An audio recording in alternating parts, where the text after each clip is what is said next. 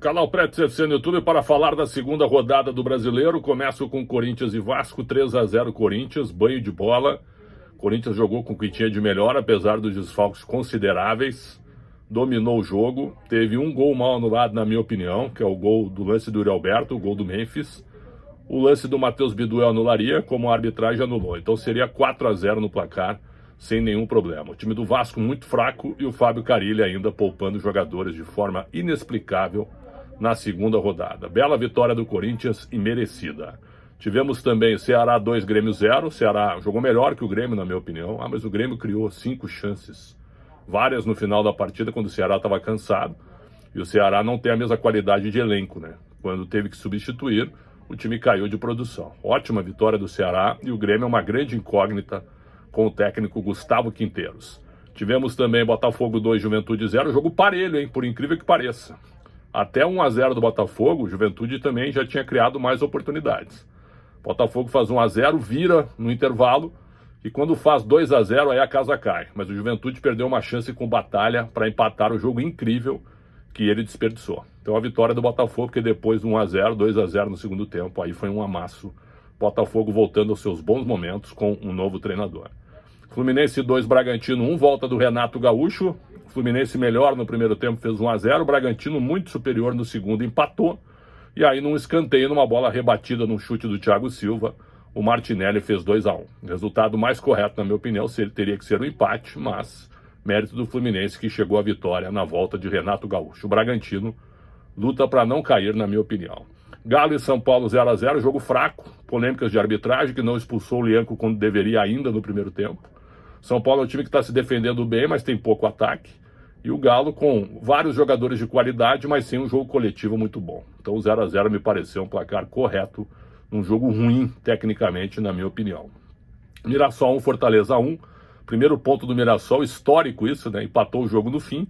O Fortaleza estava vencendo por 1-0 num belo gol do Martínez, mas o empate pelo segundo tempo do Mirassol acabou sendo um resultado mais correto. Inter 3, Cruzeiro 0, grande jogo do Inter, teve a expulsão do Jonathan Jesus, que eu não concordo, aos 20 do primeiro tempo. Eu daria amarelo pro Kaique. Para mim o Kaique fez a falta e o Jonathan tá na jogada. Tanto é que a arbitragem afastou o árbitro, Marcelo de Lima Henrique, e a Daiane Muniz e a equipe do VAR, todos afastados. Então, o Inter já vinha melhor no 11 contra 11. No 11 contra 10, aí foi um abraço, grande jogo do Inter, 3-0.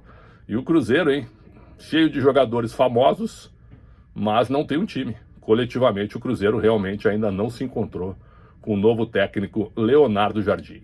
Tivemos também Sport 1, Palmeiras 2. O Palmeiras venceu com o time alternativo e teve o pênalti polêmico, marcado pelo Bruno Arleu de Araújo em cima do Veiga, que não foi. Tanto é que o Bruno Arleu também foi afastado pela comissão de arbitragem, assim como todos que trabalharam no VAR.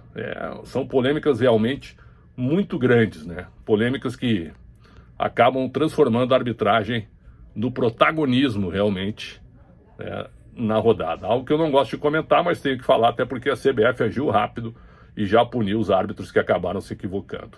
Vitória 1, Flamengo 2, grande vitória do Flamengo, porque o futebol não foi dos melhores, mas o primeiro tempo foi de domínio do rubro-negro, depois 1-0, gol da Arrascaeta na segunda etapa, o Wellington Rato empatou, e o Bruno Henrique, que é o melhor jogador do Flamengo no ano, até agora fez 2-1. O Flamengo é um time fortíssimo e é candidato ao título. E o Vitória luta para não cair nenhum ponto em 2 partidas. E fechando, Santos e Bahia, o jogo que eu comentei, 2-2 para mim foi o resultado mais correto, porque o Bahia dominou o primeiro tempo, o Santos foi melhor no segundo, mas o time do Bahia é bom e é bem treinado. E o Santos tem problemas defensivos ainda muito sérios que precisam ser resolvidos. E é claro que quando o Santos tem 1 ponto em 6, a diretoria começa a se preocupar com a ameaça de rebaixamento. Por isso, a bronca da torcida também com o técnico Pedro Caixinha. O Bahia, para mim, passa batido pela Série A e é um time que pode sim ganhar a Copa do Nordeste e, quem sabe, fazer um bom papel na Libertadores da América. Resultado correto na Vila Belmiro, pelo que foi a partida.